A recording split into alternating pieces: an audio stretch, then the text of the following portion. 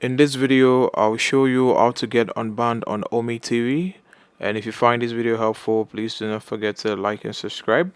Now, usually when you get banned on OmeTV, it means your IP has been banned from their service.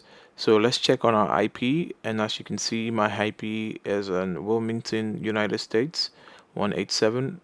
Now, what we need to do is we need to change the IP. So if you have a VPN, you can use that to change the IP. I have a Node VPN and I'm going to load that up. And once I load it up, it sees my IP isn't where it is. Now let's change the IP to Germany.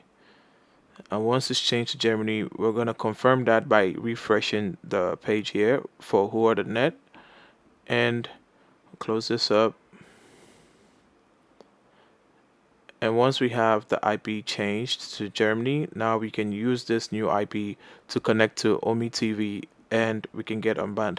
That's how to get unbanned on OmeTV. If you do find this video helpful, please do not forget to like and subscribe. And on that note, I'll see you in the next one.